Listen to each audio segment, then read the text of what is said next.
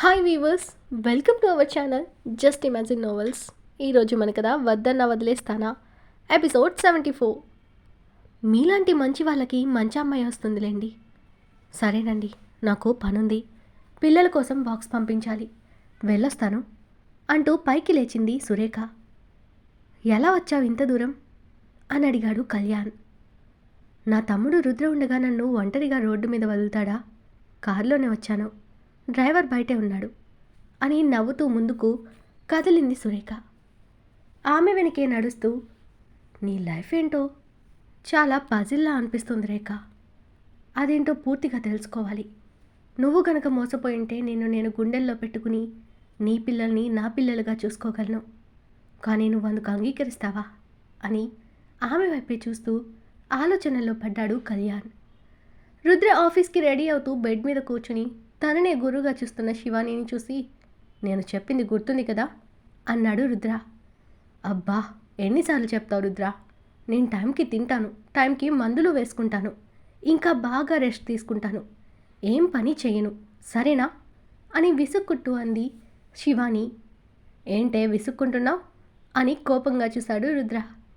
శివాని మొహం తిప్పేసి, నన్ను చిన్న జ్వరానికి పేషెంట్ లాగా చూస్తే నాకు కోపం వస్తుంది అంది.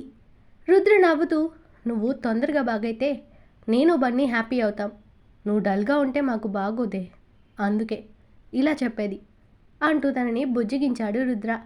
సరే, అలాగే చేస్తాను, కానీ ఇంకా ఎన్ని రోజులు అంది నీరసంగా Shivani.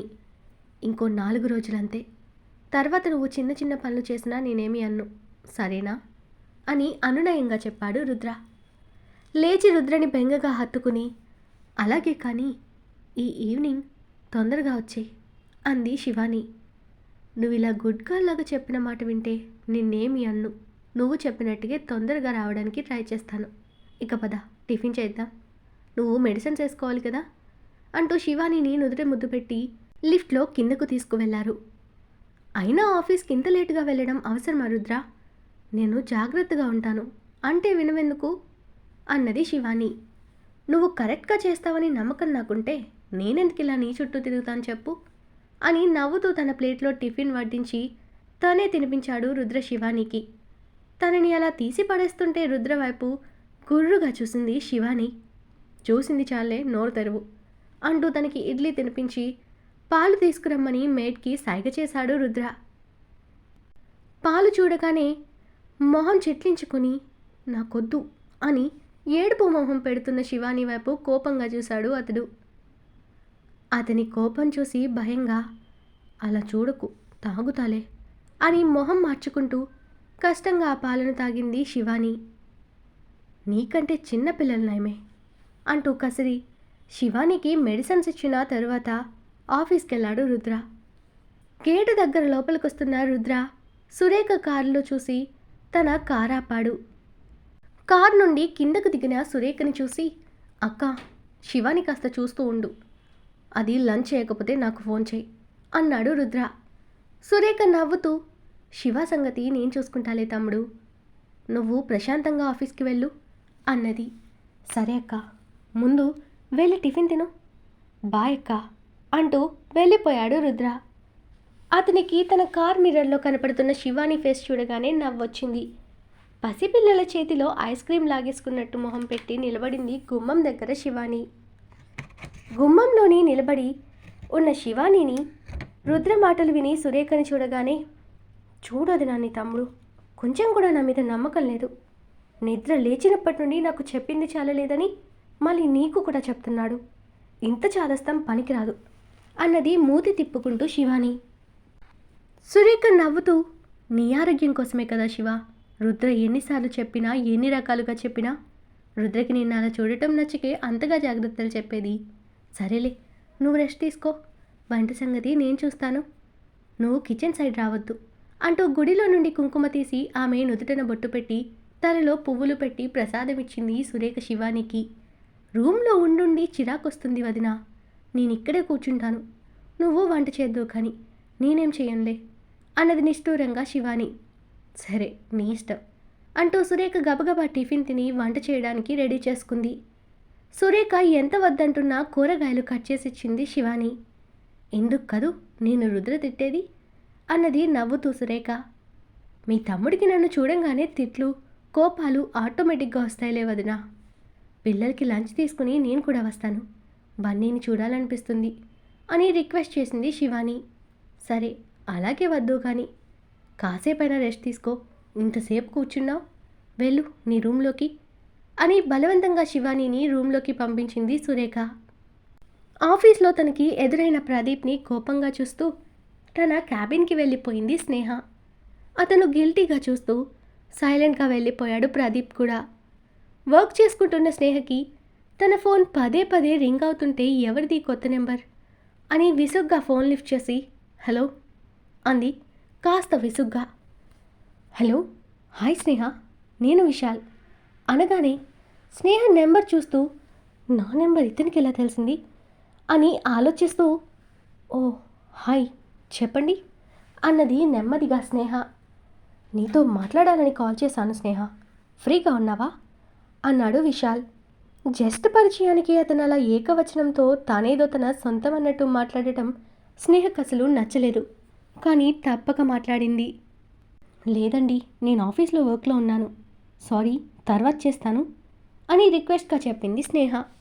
Okay okay carry on అంటూ ఫోన్ కట్ చేశాడు విశాల్. నా నెంబర్ ఇతనికి ఎలా తెలిసింది? అబ్బా, ఇప్పుడు మళ్ళీ ఫోన్ చేస్తే ఏం మాట్లాడాలి? అసలు నా లైఫ్ ఏంటో నాకే అర్థం కావడం లేదు అని చిరాకుగా అనుకుంది స్నేహ. తన క్యాబిన్లో నుండి గ్లాస్ విండోలో కనపడుతున్న స్నేహని గమనిస్తున్న ప్రదీప్కి ఆమె అంత చిరాకుగా ఎవరితో మాట్లాడింది అని ఆలోచిస్తున్నాడు. రుద్ర వచ్చింది కూడా చూసుకోకుండా ఆలోచనల్లో ములుగున్న ప్రదీప్ భుజంపై చేయి వేస్తూ ఏంట్రా అంత దీర్ఘంగా ఆలోచిస్తున్నావు? వర్క్ పక్కన పెట్టి మరి ఏంటి అంత సీరియస్ మ్యాటర్ అన్నాడు రుద్ర. రుద్ర వాయిస్కి ఉలిక్కిపడి అతన్ని చూసి సర్దుకుని అదేం లేదురా, ఏదో ఆలోచిస్తున్నానంతే. ఏంటి ఈరోజు ఇంత లేట్ వచ్చావు అని టాపిక్ మార్చాడు ప్రదీప్. ఇంటి దగ్గర కాస్త వర్క్ ఉండడంతో లేట్ అయిందిలే కానీ నిన్నేంటి అలా మధ్యలో వదిలి వెళ్ళిపోయావని సూటిగా ప్రదీప్ని చూస్తూ అడిగాడు రుద్ర. ప్రదీప్ తడబడుతూ మధ్యలో ఎక్కడ వెళ్ళాను, వాళ్ళు వెళ్ళిన తర్వాత కదా నేను కూడా వెళ్ళాను అన్నాడు. పోనీ అలా వెళ్ళిన వాడివి ఈ సంబంధం ఏమైందని అడగడానికి కూడా ఫోన్ చేయలేదేంటి, అంత బిజీయా అని కావాలి అని ఆ టాపిక్ పెంచాడు రుద్ర. ప్రదీప్కి కష్టంగా ఉన్న రుద్ర ఏమనుకుంటాడో అనుకుని ఫేక్ స్మైల్తో అదేం లేదు రుద్ర, నిన్నొక ఫ్రెండ్తో కలిస్తే మాటల్లో ఆ విషయం మర్చిపోయాను. ఇంతకీ వాళ్ళు ఏమన్నారు, స్నేహ నచ్చిందన్నారా అని ఎటో చూస్తూ అడిగాడు ప్రదీప్. వాళ్ళకి మన స్నేహ ఓకే కానీ నేనే టైం అడిగాను. స్నేహ కూడా ఆలోచించుకోవాలి కదా, ఆడపిల్లని అలా ఎలా తన అభిప్రాయం అడగకుండానే ఓకే చేస్తాం?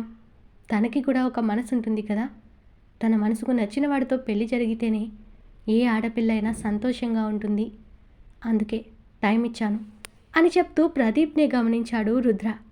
ఆ మాటలు ప్రదీప్ మనసుకు కరెక్ట్గా తగిలాయి. కానీ పైకి మనసుదేముందిలేరా, అవతలి వాళ్ళు తనకి ఏ లోటు రాకుండా చూసుకుంటే ఆటోమేటిక్గా స్నేహ సంతోషంగానే ఉంటుందేమో అని తనకు ఆమెను లగ్జరీగా చూసుకోవడం అవదు కాబట్టి విశాల్ ఆమెకి కరెక్ట్ అనేలా చెప్పాడు ప్రదీప్. నీ మొహం ఉంటుందిరా నీ ఆలోచన. డబ్బులో సుఖము సంతోషము ఉంటాయనుకోవడం చాలామంది ఆలోచన, కానీ అది రాంగ్.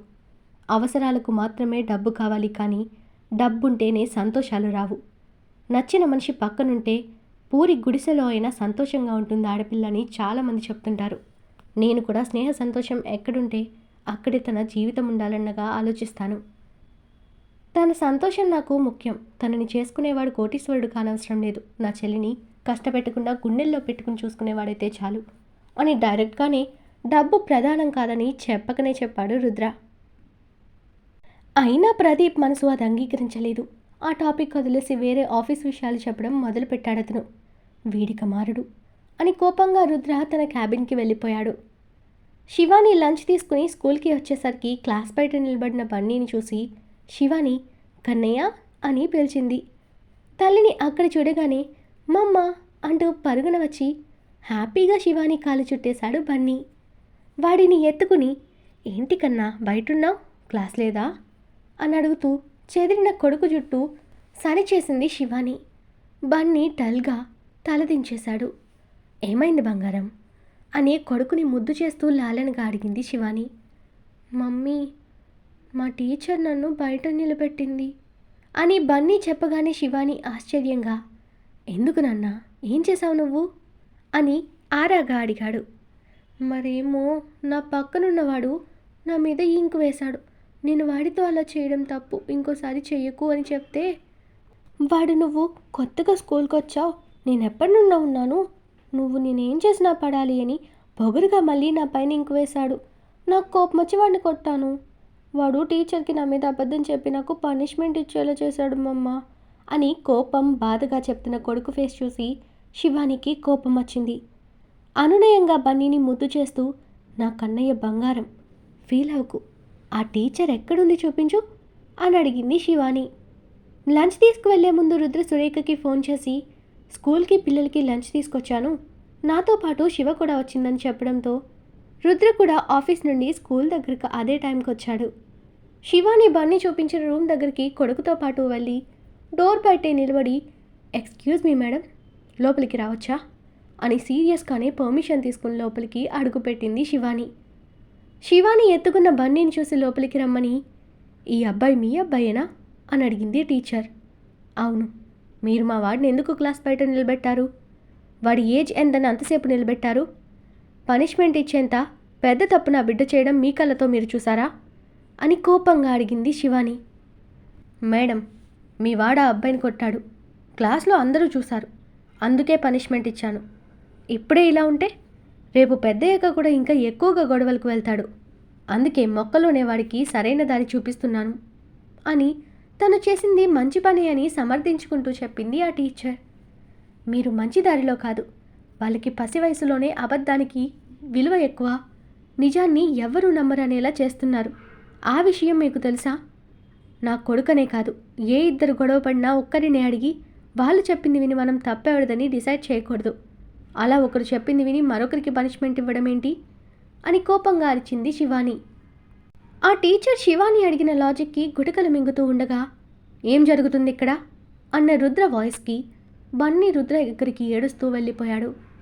బన్నీ అలా ఏడవడం చూడగానే రుద్ర వెంటనే కొడుకుని ఎత్తుకుని ముద్దు చేస్తూ, ఎందుకే నా బంగారాన్ని ఏడిపిస్తున్నా అంటూ బాబు కళ్ళు తుడిచి గుండెలకు హత్తుకుని, శివ ఏమైంది అని సీరియస్గా అడిగాడు రుద్ర.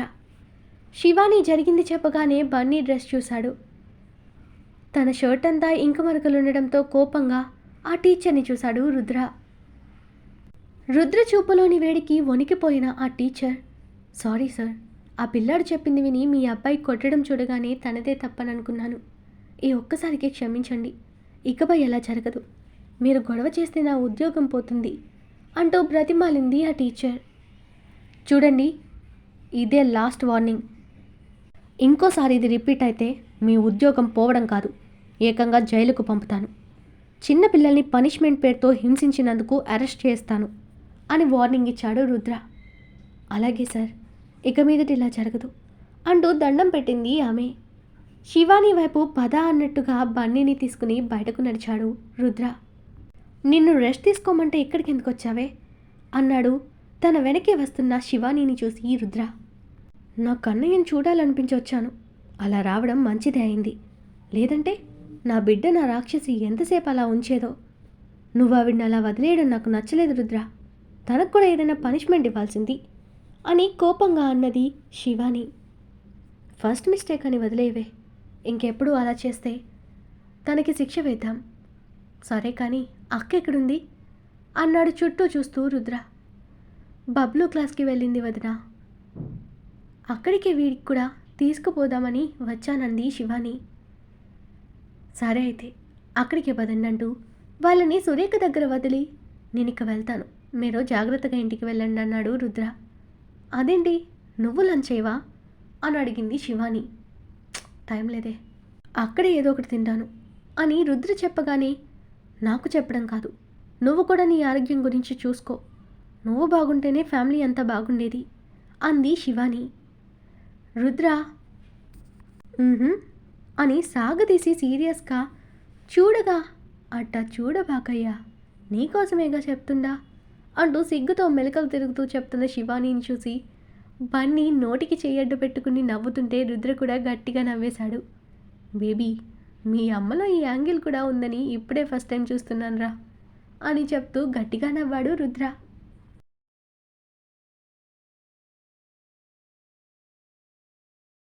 ఈరోజు మన కథ ఇక్కడితో కంప్లీట్ అయింది. ఈ స్టోరీ మీకు నచ్చినట్టయితే ప్లీజ్ స్టోరీని లైక్ చేసి కామెంట్ రూపంలో మీ అభిప్రాయాన్ని తెలియచేయండి. అలాగే ఛానల్ని సబ్స్క్రైబ్ చేసుకుని షేర్ చేసి మాకు సపోర్ట్ చేయండి. నెక్స్ట్ అప్డేట్తో మళ్ళీ కలుద్దాం. అంతవరకు బాయ్.